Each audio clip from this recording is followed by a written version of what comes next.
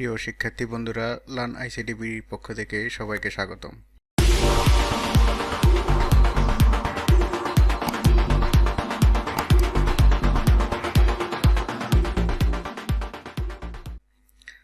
আজকে আমরা আলোচনা করব HTML5। HTML5 এর ফুল কোর্সে থাকবে কয়েকটি প্রজেক্ট, থিওরি এবং প্র্যাকটিক্যাল সহ দেখানোর চেষ্টা করব ইনশাআল্লাহ। এই অধ্যায় থেকে আমরা যা শিখব: HTML কি, HTML এর ইতিহাস, HTML document, HTML tag, HTML heading, HTML এর link, HTML paragraph, HTML image এবং HTML কে সেন্সিটিভ নাকি সেন্সিটিভ নয় সে বিষয়ে বিস্তারিত আলোচনা করা হবে। প্রথম অধ্যায়টা সাজানো হয়েছে মূলত থিওরিটিক্যালি বিষয়গুলো নিয়ে আমরা প্রথমে আলোচনা করব। প্রথম অধ্যায়ের পরে আমরা ধীরে ধীরে প্র্যাকটিক্যাল সহ এই সব বিষয়গুলো নিয়ে বিস্তারিত জানব। তো দেরি না করে আমরা এখন শুরু করব এই আমাদের আজকের টিউটোরিয়াল HTML5। প্রথমে HTML কি? HTML এর পূর্ণ অর্থ হচ্ছে হাইপারটেক্সট মার্কআপ ল্যাঙ্গুয়েজ। HTML হলো একটি মার্কআপ ভাষা যা ডকুমেন্টকে ওয়েব ব্রাউজারে দেখানোর ব্যবস্থা করে। এছাড়াও HTML, CSS ও জাভাস্ক্রিপ্টের মতো ভাষার সহযোগী হিসেবে কাজ করে। ওয়েব ব্রাউজারের ওয়েব সার্ভার বা লোকাল মেমরি থেকে HTML ডকুমেন্ট গ্রহণ করে এবং সেই ডকুমেন্টকে মাল্টিমিডিয়া ওয়েব পেজ হিসেবে প্রদর্শিত করে। এখন আমরা সংক্ষিপ্ত আকারে HTML এর ইতিহাস সম্পর্কে জানব। 1980 সালে ইংরেজ কম্পিউটার বিজ্ঞানী Tim Berners Lee European organisation for nucleus research প্রজেক্টের জন্য একটি প্রোটোটাইপ তৈরি করেন যার দ্বারা ডকুমেন্ট শেয়ার করা যাবে। 1989 সালে লি ইন্টারনেট ভিত্তিক হাইপারটেক্সট মেমো লিখেন এবং 1990 সালে এর নাম দেন HTML। 1991 সালে লি HTML-কে ইন্টারনেটের জন্য উন্মুক্ত করেন এবং এখানে 18টি ট্যাগ ভিন্ন ভিন্ন নামে অভিহিত করেন। যুগের সাথে সাথে HTML এর বহুবিধ সংস্করণ হয়েছে। বর্তমানে HTML5 সংস্করণ ব্যবহৃত হচ্ছে।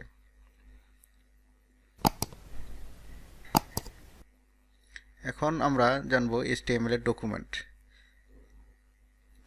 এখানে একটি HTML এর বেসিক প্রোটোটাইপ দেওয়া হয়েছে, যেখানে প্রথমে আছে ডক টাইপ HTML, HTML এর language, header tag, title tag, body, তারপরে আছে হেডিং H1 থেকে H6। এইসব আমরা পরবর্তীতে বিস্তারিত জানব এবং প্র্যাকটিক্যালও দেখানোর চেষ্টা করা হবে। আর আছে প্যারাগ্রাফ ট্যাগ। এবং HTML এর প্রধান হচ্ছে ট্যাগ নির্ভর একটি ভাষা, যেখানে অবশ্যই ট্যাগের শুরু এবং শেষ করতে হবে, নতুবা এরর আসবে। এখন আমরা HTML এর টেক্সট এডিটর সম্পর্কে জানব। HTML এ কাজ করার জন্য যে কোনো একটি টেক্সট এডিটর ব্যবহার করা দরকার। আমার এই ভিডিওতে সাবলাইম টেক্সট এডিটর ব্যবহার করেছি। আপনারা চাইলে অন্য যে কোনো টেক্সট এডিটর ব্যবহার করতে পারেন, যেমন নোটপ্যাড++, অ্যাটম, কমোডো এডিট ইত্যাদি। HTML tags. এখন আমরা HTML এর ট্যাগ নিয়ে আলোচনা করব।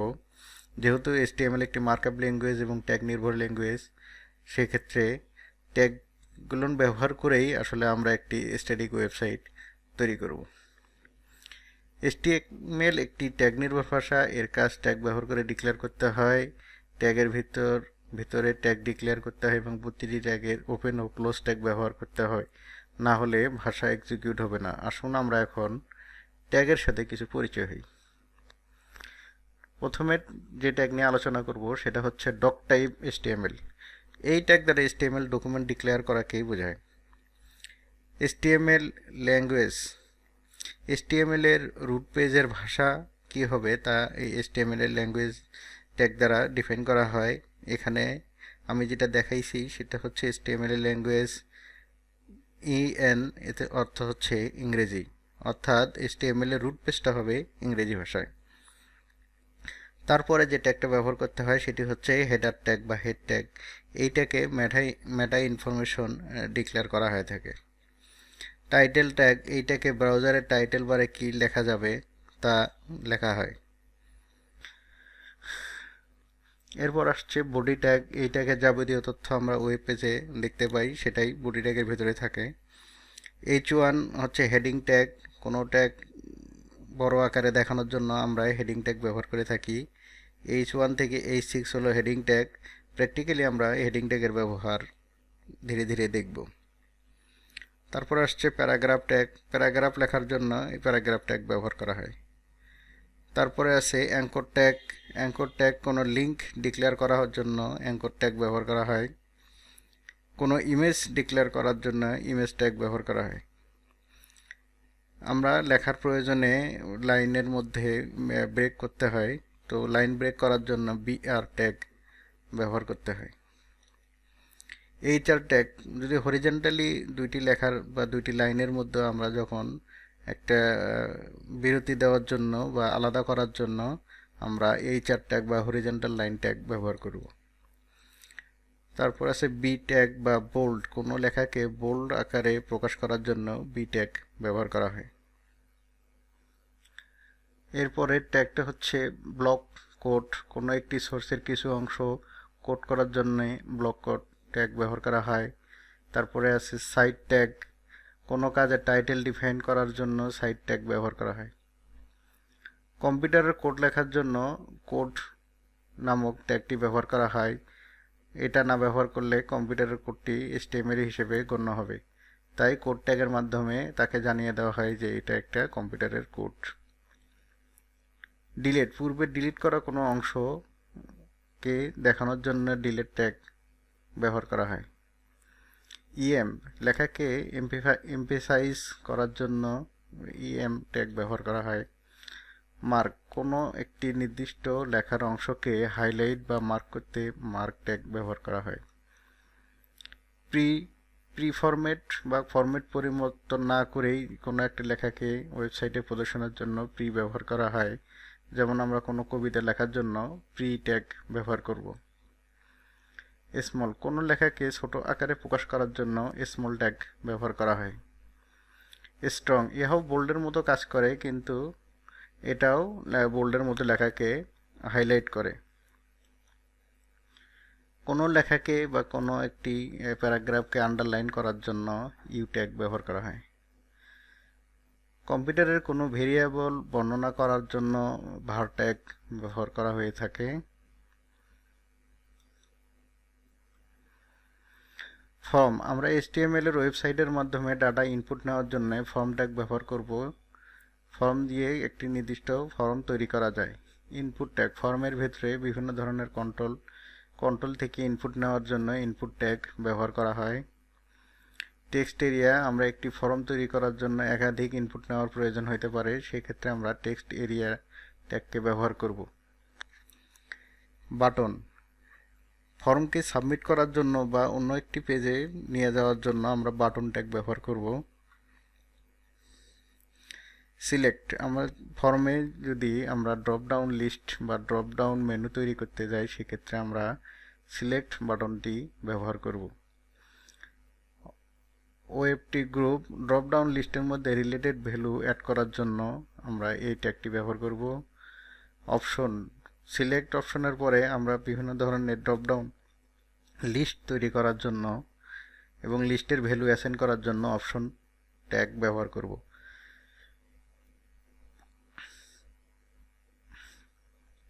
লেবেল, ইনপুটের এলিমেন্টের লেবেল তৈরির ক্ষেত্রে লেবেল ব্যবহার করা হয়।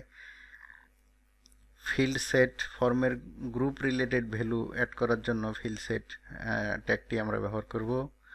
লিজেন্ড, ফিল্ড সেটের এলিমেন্টগুলোর ক্যাপশন তৈরি করার জন্য লিজেন্ড ট্যাগটি ব্যবহার করা হয়। ডাটা লিস্ট, ইনপুট কন্ট্রোলের আগে কিছু ডাটা আগে থেকে ডিফাইন করার জন্য ডাটা লিস্ট নামে ট্যাগটি ব্যবহার করা হয়। আউটপুট, ক্যালকুলেশনের রেজাল্ট দেখার জন্য আউটপুট ট্যাগ ব্যবহার করা হয়। I frame, inline frame define করা হয়ে থাকে, বিশেষ করে ভিডিও বা graphics related, motion graphics related যে কিছু জিনিস আমরা ওয়েবসাইটে প্রদর্শন করব, সেক্ষেত্রে আমরা আই ফ্রেম ব্যবহার করব। যেমন ইউটিউব ভিডিও বা যে কোনো ধরনের ভিডিও যদি আমরা ওয়েবসাইটে প্রদর্শন করি, সেক্ষেত্রে আই ফ্রেম ব্যবহার করার প্রয়োজন হয়। ইমেজ আমরা আগে বলে আসছি, ইমেজ হচ্ছে কোনো ছবি যদি আমরা ওয়েবসাইটে প্রদর্শন করতে চাই সেক্ষেত্রে ইমেজ ট্যাগ ব্যবহার করা হয়। ম্যাপ, ব্যবহারকারী ম্যাপ ডিফাইন করার জন্য আমরা এমএপি বা কোনো ইমেজের মধ্যে ম্যাপ ডিফাইন করতে আমরা এমএপি বা ম্যাপ ট্যাগটি ব্যবহার করব। এরিয়া, ইমেজ ম্যাপের এরিয়া ডিফাইন করে থাকে। ক্যানভাস, ইউজুয়ালি জাভাস্ক্রিপ্ট গ্রাফিক্স বা motion graphics, fly design related যে ধরনের গ্রাফিক্সগুলো আছে এই গ্রাফিক্সগুলো ডিফাইন করার জন্য ক্যানভাস নামক ট্যাগটি ব্যবহার করা হয়। ফিগার ক্যাপশন, আমরা যে ছবিগুলো ওয়েবসাইটে ব্যবহার করব সেগুলোর নির্দিষ্ট ক্যাপশনের কাজে আমরা ফিগার ক্যাপশন নামে এই ট্যাগটি ব্যবহার করব। ফিগার নিজস্ব কন্টেন্ট বর্ণনা করে, কোনো একটি কন্টেন্টের নিজস্বতা বর্ণনা বা ডিটেলস লেখার জন্য ফিগার কন্টেন্টটি ব্যবহার করা হয়। পিকচার, একাধিক ইমেজ কন্টেনারের জন্য পিকচার ট্যাগটি আমরা ব্যবহার করব। এসভিজি, এসভিজি গ্রাফিক্স ডিফাইন করতে এই ট্যাগটি ব্যবহার করা হয়।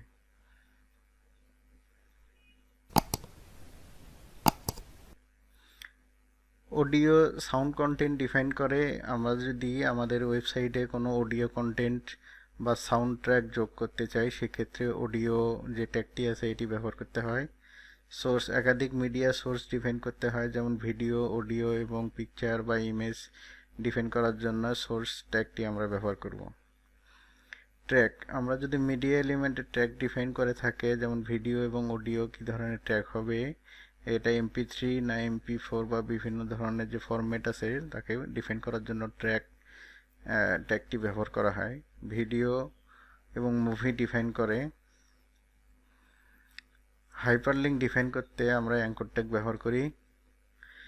লিঙ্ক, ডকুমেন্ট ও অন্যান্য সোর্সের মধ্যে রিলেশনশিপ ডিফাইন করে, স্টাইল শিটের সাথে লিঙ্ক করতে ব্যবহার করা হয়ে থাকে লিঙ্ক অপশনটি। এটা মেইনলি প্রধানত হেড সেকশনে ব্যবহার করা হয়ে থাকে। হেড সেকশনে জাভাস্ক্রিপ্ট, জাভা বা অন্যান্য যে ইউজার ডিফাইন্ড বা স্টাইল শিট রিলেটেড যে লিঙ্কগুলো আছে সেগুলো ব্যবহার করার জন্য লিঙ্ক ট্যাগ ব্যবহার করা হয়ে থাকে। নেভিগেশন, আমরা যখন কোনো ওয়েবসাইটে মেনু তৈরি করতে যাব সেক্ষেত্রে আমরা ন্যাভ বা নেভিগেশন লিঙ্ক ডিফাইন করতে ব্যবহার করা হয় বা আমরা ন্যাভ ট্যাগটি ব্যবহার করব। ইউএর আনঅর্ডার লিস্ট ডিফাইন করতে ইউএল ব্যবহার করা হয়। ওএলতে অর্ডার লিস্ট ডিফাইন করতে ব্যবহার করা হয়, আমরা যদি কোনো লিস্ট অর্ডারভাবে ব্যবহার করি 1 2 3 4 এভাবে দেখাইতে চাই সেক্ষেত্রে ওএল ব্যবহার করব। ওএলের মধ্যে আমরা কি কি লিস্ট আইটেম ব্যবহার করব তা এলআই ট্যাগ ব্যবহার করার মাধ্যমে ডিফাইন করা হয়ে থাকে। ডিএল, ডেসক্রিপশন লিস্ট, আমরা যে লিস্টটি দিব তার যে ডেসক্রিপশন হতে পারে সেই ডেসক্রিপশনটা ডিএল ট্যাগ দ্বারা আমরা ডিফাইন করে থাকি। ডিটি, ডেসক্রিপশন লিস্টের নাম ডিফাইন করতে ডিটি ব্যবহার করা হয়। ডিডি, ডেসক্রিপশন লিস্টের ডেসক্রিপশন অ্যাসাইন করার জন্য আমরা এই ডিডি ট্যাগ ব্যবহার করব। টেবল, আমাদের ওয়েবসাইটের বিভিন্ন কাজের প্রয়োজনে টেবল ব্যবহার করার প্রয়োজন হইতে পারে, সেক্ষেত্রে আমরা টেবিল ট্যাগ দ্বারা নতুন একটি টেবিল তৈরি করতে পারবো। ক্যাপশন, টেবিলের ক্যাপশন দিতে এই টেবিল ক্যাপশন নামে ট্যাগ ব্যবহার করা হয়। টিএইচ ট্যাগ মাধ্যমে টেবিলের যে আমরা একটা হেডার দিতে পারবো সেই হেডারের জন্য টিএইচ ট্যাগ ব্যবহার করা। টিআর ট্যাগের রো ডিফাইন করতে টিআর ট্যাগ ব্যবহার করা হয়। কলামের জন্য টিডি ট্যাগ ব্যবহার করতে হয়। টি হেড, আমরা যদি নির্দিষ্ট একটি রো বা একটি কলামের হেডার কন্টেন্ট ব্যবহার করি তাহলে সেক্ষেত্রে টি হেড নামক একটি ট্যাগ ব্যবহার করতে হয়। টি বডি, আমরা টেবিলের বডির মধ্যে কি লিখব সেখানে টি বডি দিয়ে ডিফাইন করতে হয়। টি ফুট, আমরা একটা টেবিলের ফুটার কন্টেন্টে কি ব্যবহার করব সেই ফুটার কন্টেন্টে লেখার জন্য টি ফুটার বা টি ফুট নামের ট্যাগ ব্যবহার করা হয়। কল বা কলাম গ্রুপ, এলিমেন্টের গ্রুপ কন্টেন্ট ডিফাইন করে। কলাম গ্রুপ, টেবিলের একাধিক গ্রুপ কলাম ডিফাইন করে। মেটা, HTML ডকুমেন্টের মেটা ডাটা ডিফাইন করে। মেটা ট্যাগ মেইনলি ইউজ করা হয় বডি ট্যাগের উপরে, হেডার ট্যাগ এবং হেডার ট্যাগের মধ্যে, টাইটেল ট্যাগের নিচে। আমরা প্র্যাকটিক্যালি এটা দেখব। বেস রিলেটেড ইউআরএলকে বেস ডিফাইন করে, একসঙ্গে অনেকগুলো রিলেটেড ইউআরএল থাকলে বেস ট্যাগ ব্যবহার করা হয়। স্ক্রিপ্ট ব্যবহারকারী যখন স্ক্রিপ্ট বর্ণনা করার প্রয়োজন হয় সেক্ষেত্রে আমরা স্ক্রিপ্ট ট্যাগটি ব্যবহার করব, যেমন জাভা স্ক্রিপ্ট বা পিএসপি বা অন্য কোনো ল্যাঙ্গুয়েজের যদি আমরা একটি নির্দিষ্ট স্ক্রিপ্টকে ডাটা ওয়েবসাইটে প্রদর্শন করতে চাই সেক্ষেত্রে স্ক্রিপ্ট ট্যাগ ব্যবহার করার প্রয়োজন হয়। নো স্ক্রিপ্ট আমরা যেখানে স্ক্রিপ্ট সাপোর্ট করে না সেখানে এই ট্যাগ ব্যবহার করতে হয়। Embed no HTML application content define করতে এমবেডেড ব্যবহার করা হয়। যখন আমরা আমাদের ওয়েবসাইটে কোনো ইউটিউবের ভিডিও প্রদর্শন করতে যাব সেক্ষেত্রে এমবেডেড এই ট্যাগটি ব্যবহার করার প্রয়োজন হয়। অবজেক্ট এমবেডেড অবজেক্টকে ডিফাইন করতে ব্যবহার করা হয়। আমরা parameter for an object define করতে প্যারাম ব্যবহার করা হয়। প্যারাম ট্যাগ ব্যবহার করলে আমাদের অটোমেটিক্যালি কিছু লেখা আমরা ওয়েবসাইটে প্রদর্শন করতে পারবো। এটা মেইনলি আমাদের ওয়েবসাইটে কন্টেন্ট ঠিকভাবে কাজ করতেছে কিনা সেটা বোঝানোর জন্য আমরা প্যারাম ট্যাগ ব্যবহার করে থাকি। প্রিয় শিক্ষার্থী বন্ধুরা, আমরা চেষ্টা করেছি HTML5 এর যে ট্যাগগুলো আছে প্রধান ইম্পর্টেন্ট ট্যাগগুলো বা বর্ণনা করার জন্য। এছাড়াও আমরা প্র্যাকটিক্যালি যখন HTML নিয়ে কাজ করব সেখানে আমরা প্রত্যেকটি ট্যাগের নির্দিষ্ট কাজ, কোন ট্যাগ কীভাবে কী কাজ করতেছে সেটা আমরা বিস্তারিত বর্ণনা সহকারে এবং প্র্যাকটিক্যালি দেখানোর চেষ্টা করব ইনশাল্লাহ। সুতরাং আমাদের সঙ্গে থাকুন। প্রিয় শিক্ষার্থী বন্ধুরা, যদি এই ভিডিওটি আপনাদের ভালো লেগে থাকে তাহলে অবশ্যই আমার চ্যানেলটি সাবস্ক্রাইব করুন, লাইক ও শেয়ার দিয়ে আপনার বন্ধুদের জানিয়ে দিন। ধন্যবাদ।